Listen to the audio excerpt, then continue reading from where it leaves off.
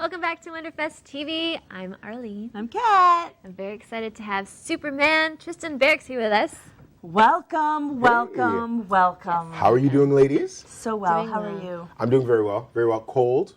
A little tired from shoveling snow, but it's great. Hey, man. Life is still good. That's Amen. true. It is good. It's good. You were able to shovel. Yes, I was able to shovel. Or maybe was it my snowplow that was able to shovel? Oh, They're good shovelers. I've heard that. awesome. Thank you so much for being here with us. Well, thank you for inviting me. I'm very excited. Awesome. And Tristan is actually a digital storyteller. So what is a digital storyteller? I always get asked that question. It's great. A digital storyteller is simply a person that is able to use digital media, so whether it's photography, videography, or different creative art forms, to communicate stories that touch people's hearts, maybe challenge people, maybe inspire people, allow people to really start conversations that move humanity forward. Yeah. I love it. Yeah. What makes a good story? How do you know when you've got one? You know what? What makes a good story is when it speaks to you.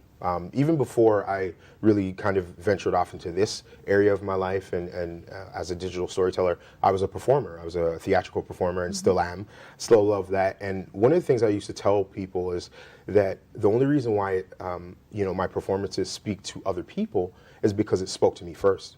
So as a filmmaker, as a digital storyteller, you have to find stories that speak to you first. Right. And then out of that passion and out of that sort of zeal, that's what really connects with your audiences, right? It's that human sort of connection. Yeah. Well, I have to say that I was watching some of your stuff online. Oh, you were? Yes, I was. It's stunning. Honestly, you do you. such a great job. Thank you. And I saw the section on wedding videos, and I was like, Yeah.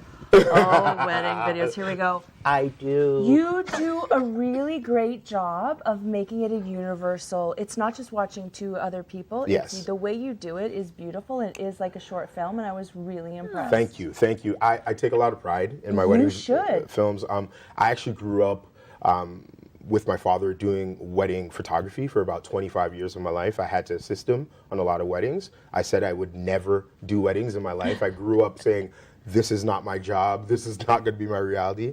And I ended up in the wedding industry. And a part of that was because about 5.5 years ago, I got married. Right. And through seeing my wedding story and my wedding film kind of unfold, it really sparked that passion. And I said, you know what, this is really a legitimate art form.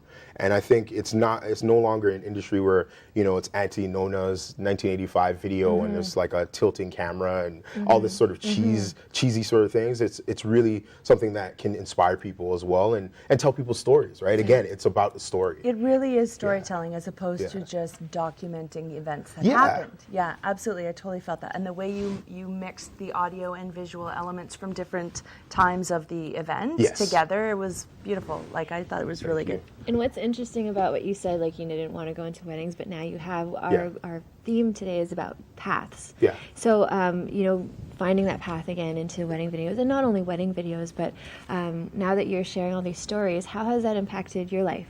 Well, it's impacted my life tremendously. I think throughout my life and throughout growing up, I really had a tough time understanding where I fit. I'm the third child out of four. I wasn't, the most athletic, wasn't the smartest, had an unusual name. I was named actually after a soap opera actor, a General Hospital actor. Oh, no way. My mom loved the General best. Hospital, and she's like, oh, Tristan, that's a great name. I'm going to name my third son that. I was like, okay, thanks, Mom. That's great. Ended up being an actor. It's a lovely name, though. Yeah, it is. Tristan, it just flows off the tongue. But in that, I was really trying to figure myself out. I found the arts, and I think what allowed me to kind of find this path in this part of my life is the fact that I've always stuck to what I was passionate about, which was the arts. And no matter what, it was always about using that as a tool to connect with other people and touch people.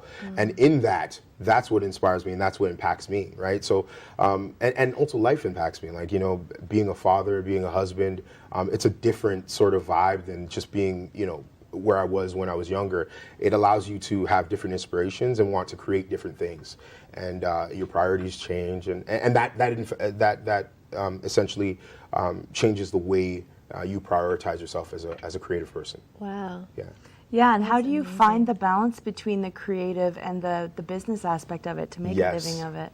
Yes, I think that's a great question. The reality is that you have to, as a creative, redefine what success is for you. Okay. Right. When I was younger, I wanted to be a Denzel Washington. I wanted to be the next Denzel Washington coming out of Canada, putting up the Oscars. Hey, this award. I just want to thank you, Frank, my agent. I wanted to do all that stuff, and life changed because my priorities changed. Yep. And through that, I really realized that what makes me happy is, being a great dad, being a great brother, a great husband, and if I can be that great, and then at the same time be able to still create things and make other people feel that feeling of appreciation and love and passion for the people that are valuable around their life, then that makes me feel fulfilled. So it's, in terms of balancing the business aspect of things, you got to make money. I don't believe in being a starving artist. I believe in being a smart artist and understanding that not every client is your client, not every project is your project, but at the same time, when you're balancing out some of the things that you say no to, there's always going to be tons of yeses that you can, or projects that you can say yes to. And sometimes you have to say no to something good to be open for the great things that you're going to say yes to. Yeah. I think I'm a firm believer in, there is a understanding of, yes, you have to work, but then there's also that other understanding as a creative that you don't stop being creative, right? Yeah. Just because how you're not empowering is that, right? Thank you That's so great. much. No problem. Thank you so much. Yeah, no problem. That's so great. That's very enlightening and very true. Yeah, definitely. Yes. Thank you. Nothing is impossible. The world itself says, I'm possible. Audrey Hepburn.